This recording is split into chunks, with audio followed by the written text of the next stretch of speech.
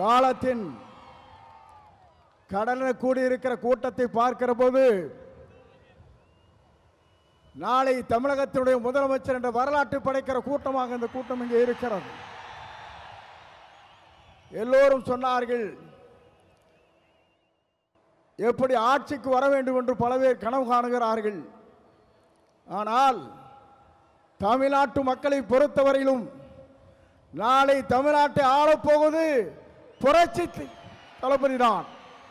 இதை யாராலும் மாற்றி காட்ட முடியாது என்ற வரலாறு தான் பெரியார் மண்ணிலே இன்றைக்கு காணுகிற காட்சியை நாங்கள் காணுகிறோம்.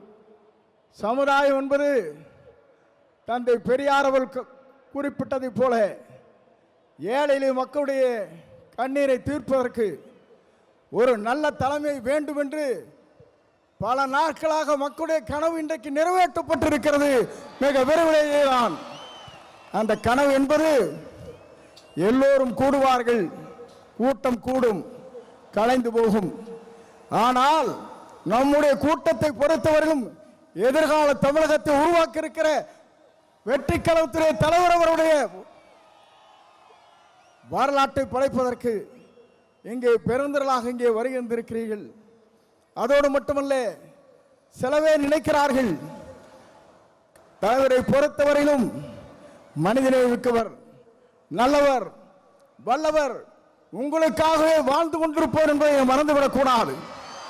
ஏனென்று சொன்னால் ஒரு ஆண்டுக்கு 500 கோடி ரூபாய் வருவாய், அது தேவையில்லை என்று விட்டு மக்களுக்கு பணியாற்றுவதற்கு ஒரு தலைவர் வந்திருக்கிறார் என்று சொன்னால் உலக வரலாற்றில் புரட்சி தலைவரை பார்த்தேன், இன்றைக்கு புரட்சி தளபதி இன்றைக்கு காணுகிறேன். ஆகவேதான் மக்கள் இங்கே திரண்டிருக்கிறார்கள். என்னை பொறுத்தவரையிலும் இது தீர்ப்பளிக்கிற கூட்டம். தீர்ப்பளிக்கிற கூட்டம் மட்டுமல்ல, நீங்கள் திரண்டு வந்தால் நாடே தாங்காது என்கிற முறையிலே தான் இங்கே அற்புதத்தை நின்று கொண்டிருக்கிறீர்கள். உங்களை பொறுத்தவரையிலும் எதிர்காலம் பிரகாசம் உள்ள எதிர்காலமாக மாறப்போகிறது. எல்லோரும் சொன்னார்கள், எவ்வளவு வெற்றி வரப்போகிறான் சொன்னார்கள். 234 அவர் ஆரை விரல் காட்டுகிறாரோ அவர் தான் தமிழ்நாட்டில் சட்டமன்ற உறுப்பினர் என்ற வரலாற்றை படைக்கின்ற அளவிற்கு நீங்கள் வாருங்கள், வெற்றி தேடி தாருங்கள் என்று அழைத்து விடைபெறுகிறேன். நன்றி, வணக்கம்.